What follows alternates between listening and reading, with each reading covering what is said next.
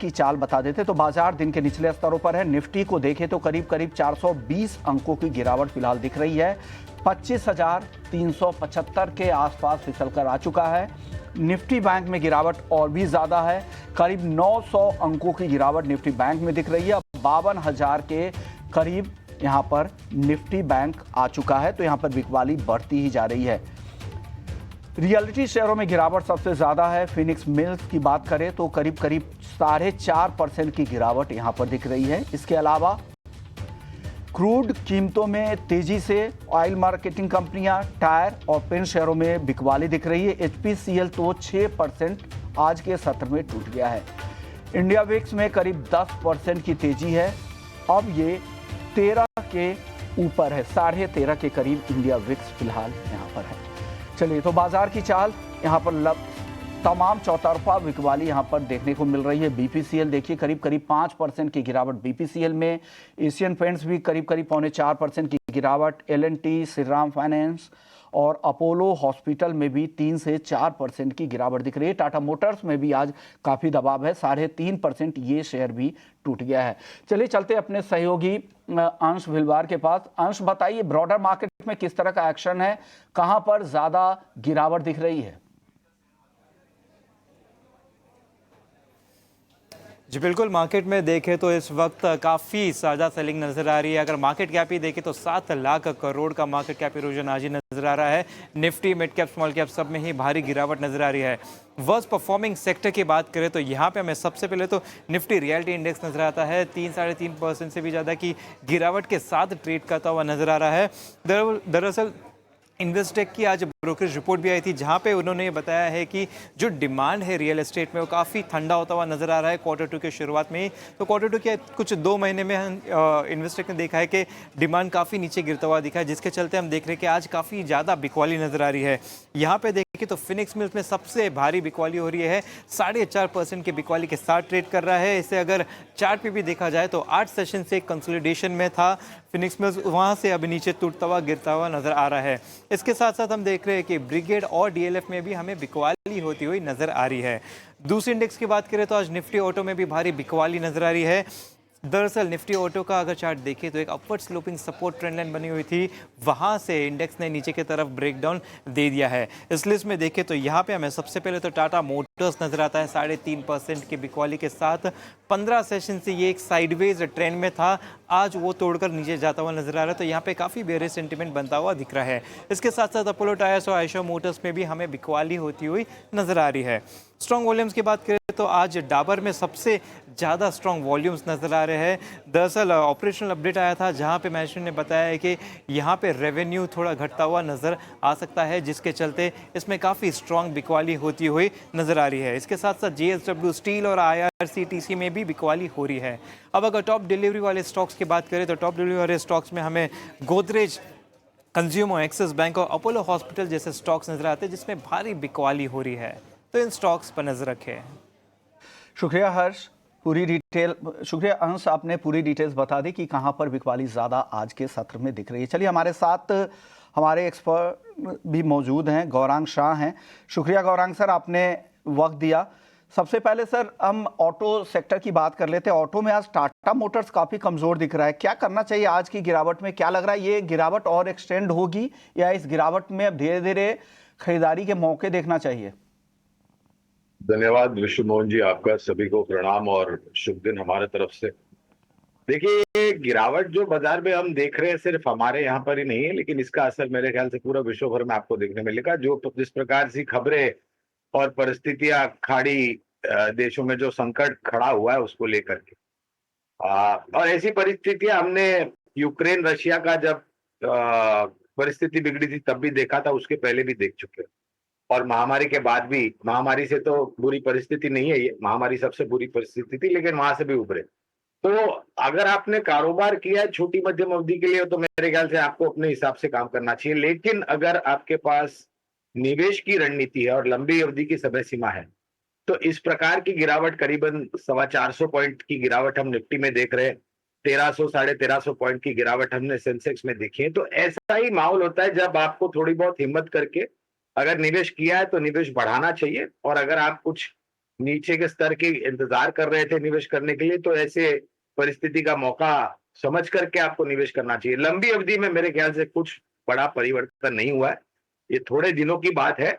अगर खाड़ी देशों में से कुछ अच्छी खबर आती है और कुछ विराम करने की बात करते हैं और कुछ बातचीत करने की बात करते हैं, बजाय कि एक दूसरे के ऊपर आप मिसाइल्स और गोला बारूद छोड़े, तो मेरे ख्याल से समझदारी से काम होगा, तो ये बाजार मेरे ख्याल से फिर से आपको संभलता हुआ नजर आएगा। हमारे यहाँ पर कोई ऐसी बुरी परिस्थिति हाल फिलहाल तो नजर नहीं आती है। कुछ दिनों की बात है इस संकट को लेकर के, तो लंबी अवधि के लिए निवेशित रहे। लंबी अवधि के जो निवेशक है उनको चिंता करने की बात नहीं है, तो इस गिरावट में आपको खरीदारी के मौके देखने चाहिए। अगर धीरे धीरे खरीदारी करनी है तो आज के सत्र में कुछ पसंद आपको आ रहा है जहां पे खरीदारी करनी चाहिए गौरांग सर? विष्णु मोहन जी, लिस्ट तो सूची तो काफी बड़ी है इस प्रकार की गिरावट में। तो मेरे ख्याल से ऑटो सेक्टर, बैंकिंग में सरकारी बैंक और निजी क्षेत्र की bank, capital goods, engineering, cement और थोड़ा बहुत अगर आपको साहस करना है तो जिस प्रकार से रियल एस्टेट सेक्टर में आज गिरावट हम देख रहे हैं थोड़ी बहुत ज्यादा, वहां पर भी आप चाहे तो निवेश। लेकिन एक ही दरखास्त या फिर एक ही राय ये होगी कि पहले दिग्गजों पर ध्यान दे और फिर कुछ चुनिंदा मझौले शेयर्स में ध्यान दो। अभी ऐसे माहौल में दिग्गजों पे ध्यान देना जरूरी है, ये गौरांग सर की तरफ से सलाह है। सर, आज मेटल शेयरों में थोड़ी खरीदारी दिख रही है। जेएसडब्ल्यू स्टील निफ्टी का गेनर है और 1.25% की तेजी इस कमजोर बाजार में भी दिख रही है, और इंटरनेशनल मार्केट में भी मेटल्स तेज है, और मेटल्स को लेकर कहा जा रहा है कि मेटल्स की महंगाई आने वाले समय में बढ़ सकती है, क्योंकि कभी भी इस तरह की दिक्कतें होती है, ग्लोबल तनाव बढ़ने में सप्लाई डिसरप्ट होता है, उसका फायदा मेटल्स को मिलेगा। मेटल सेक्टर से कुछ पसंद है सर आपको? तो सूची में कुछ 5 या 6 नाम है Vishnu Mohan ji. JSW steel, Tata steel, JSPL, Hindalco, Vedanta, Hindustan zinc और एनएमडीसी। ये कुछ 6 या 7 कंपनियां हैं बुनियादी स्तर के आधार पर जहां पर हम खरीदारी की राय दे रहे हैं। और चाइना में जो स्टिमुलस दिया गया है उसका भी एक सकारात्मक असर धातु क्षेत्र पर पड़ता है। और हमारे यहाँ पर अगर आप देखने जाए तो जिस प्रकार से राज्य स्तर पर और केंद्रीय स्तर पर सरकारें निर्माण कार्य कर रही है, ढांचा खड़ा कर रहे हैं, और सीमेंट और धातु के बिना तो आप कोई भी किसी भी प्रकार का ढांचा खड़ा नहीं कर सकते। बेसिक रॉ मटेरियल है इंफ्रास्ट्रक्चर क्रिएट करने के लिए, तो इन सब कंपनियों पर खरीदारी की राय। ओके, ये काफ़ी गिरावट देखने को मिल रही है। रियल्टी इंडेक्स करीब 3% नीचे है। क्या वजह है, बताने के लिए हमारे साथ शरद है। शरद, बताइए क्या वजह है जिस वजह से इतनी गिरावट है रियल्टी शेयरों में? जी बिल्कुल, भारी गिरावट जो है निफ्टी रियल्टी इंडेक्स में हमें देखने मिला। 3% का गिरावट जो इंट्राडे बेसिस पे आया है, और देखा जाए तो ये सबसे बड़ा फॉल है अगस्त 5 से लास्ट टाइम जो आंकड़े आए थे उसके हिसाब से। अभी 2024 के अगर हाई लेवल से बात करें तो निफ्टी रियल्टी इंडेक्स में लगभग 8% का करेक्शन भी देखने मिला है। अब जो है इन्वेस्टर की आज सुबह जो है रिपोर्ट आई थी, यहाँ पे उन्होंने कहा जो पहले 2 महीने Q2 FY25 के आंकड़े, वहाँ पे डिमांड कूल ऑफ देखने मिली है। कुछ अनसर्टेनिटीज आ रहे कैपिटल गेन्स के टैक्सेशन ट्रीटमेंट में। इसके अलावा जो स्लो डाउन हो रही है प्री सेल्स में, इसका 2 कारण है। एक जो लॉन्चेस के प्राइस हैं और जो अब्जॉर्प्शन हो रहे हैं, जो प्राइसेस पे किए जा रहे हैं, उनमें डाइवर्जेंस देखने मिल रहा है। उसमें आप कह सकते हैं जो डाइवर्जेंस है लगभग 15 से लेके 20% तक का डाइवर्जेंस देखने मिल रहा है। इसके कारण क्या हो रहा है, स्पेशली चेन्नई ले लीजिए, मुंबई, बैंगलोर, इन मार्केट्स में जो है थोड़ी स्पेकुलेशन देखने मिल रही है, तो इसके कारण प्री सेल्स का भी इम्पैक्ट पड़ रहा है। रियल्टी शेयर्स की बात करें, जो एब्सोल्यूट लेवल ऑफ इन्वेंट्री है उसमें जो है गिरावट नहीं देखनी ज़्यादा मिली है, उतना ज़्यादा डिक्लाइन नहीं हुआ है। परसेंटेज बेसिस में थोड़ा डिक्लाइन हुआ है लॉन्ग टर्म बेसिस पे, लेकिन अगर एब्सोल्यूट बेसिस पे बोले तो यहाँ पे नहीं देखने मिला है गिरावट। एंड ऑफकोर्स जो स्पेकुलेशन है अभी भी बरकरार है। कुछ डेटा भी आ रही है कि एनसीआर रीजन में तो लग रहा है नेगेटिव प्री सेल्स भी आ सकता है। और यहाँ पे देखें तो इन्वेस्टेक की जो है प्री सेल्स की अनुमान के हिसाब से गोदरेज प्रॉपर्टीज़ ने बढ़िया किया है, 48% का ग्रोथ का अनुमान है। वही मैक्रोटेक डेवलपर्स, ओबेरॉय रियल्टी और कीस्टोन की बात करें तो यहाँ पे जो है थोड़ी सी नेगेटिव फ्लो या बहुत फ्लैटिश ग्रोथ देखने मिल रही है। तो ऑफकोर्स पितृपक्ष का भी इम्पैक्ट आया था, जहाँ पे ज़्यादा सेल्स सितंबर के लास्ट वीक जो है नहीं देखने मिली थी, तो वो इम्पैक्ट के कारण आपके प्री सेल्स में जो है थोड़े हल्के नंबर आ सकते हैं, स्पेशली एनसीआर रीजन को लेके भी। तो इन सारे रीजंस के कारण जो है आज रियल्टी सेगमेंट में जो है सेलिंग देखने मिली है और ओवरऑल थोड़ी सी बेरिश नज़रिया देखने मिल रहा है। जिस तरह उनके प्री सेल्स के आंकड़ों को लेके हम बात कर रहे थे तो इसके कारण जो है निफ्टी रियल्टी इंडेक्स आज का टॉप लूजर है।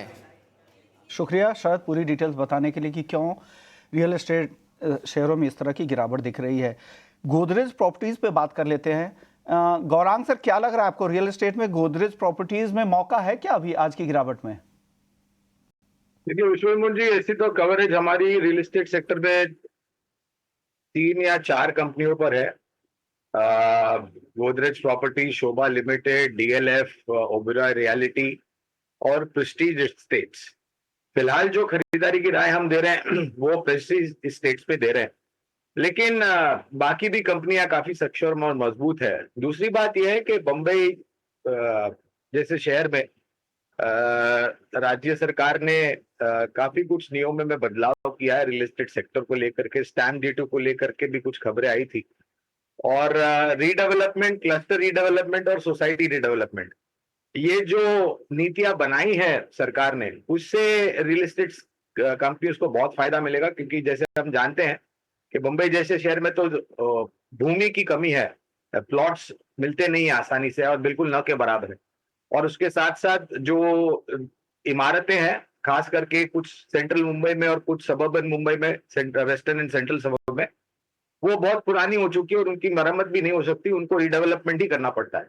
तो ये बहुत बड़ा मौका है रियल एस्टेट कंपनियों के लिए। सर, अभी पुष्पा जी से बात हो रही थी, डीएलएफ शॉपिंग मॉल्स के मैनेजमेंट थी। क्या लग रहा है यहाँ पे, जिस तरह से वो कह रही हैं कि फेस्टिवल सीजन इस बार बम्पर रहने वाला है, क्रेडिट स्पेंडिंग बढ़ रहा है, तो कंजम्पशन सेगमेंट थीम से आपको लग रहा है कुछ पसंद आ रहा है जहां पर आज की गिरावट में मौका आपको दिख रहा हो? तो देखिए, त्योहार का सीजन, खास करके बारिश के बाद, गणेश चतुर्थी के बाद जब श्राद्ध खत्म हो जाते हैं, तो आज से नवरात्र शुरू हुए हैं। आपको, आपकी टीम को और सभी दर्शकों को नवरात्र की शुभकामना है हमारी तरफ से। तो एक खरीदारी का माहौल बिल्कुल बनता है लोगों के तरफ से। दूसरी बात, महामारी के बाद जो एक बिंज बाइंग की जो प्रथा चली थी, वो अब थोड़ी थोड़ी कम हो गई है, क्योंकि जो खरीदारी करनी थी लोगों को हो चुकी है। लेकिन क्योंकि त्योहारों का सीजन काफी लंबे समय तक चलेगा, तो कंज्यूमर ड्यूरेबल जैसी कंपनियां हैं या फिर जेम्स एंड ज्वेलरी में, मिसाल के तौर पर टाइटन पर हमारी खरीदारी की राय है। कंज्यूमर ड्यूरेबल अप्लायंसेस में वोल्टास पर हमारी खरीदारी की राय है लंबे समय के लिए। और उसके साथ साथ मुझे लग रहा है कि फुटवेयर जैसी कंपनियां हैं, बाटा जैसी कंपनियां हैं, वहां पर भी बुनियादी तर्क के आधार पर खरीदारी की राय है। तो मौके बहुत सारे हैं। और जैसे मैंने बताया कार्यक्रम की शुरुआत में कि ऐसी गिरावट आती है तो आपको थोड़ा बहुत साहस करना चाहिए, हिम्मत करनी चाहिए लंबी अवधि में अच्छी कंपनियों में निवेश करने में।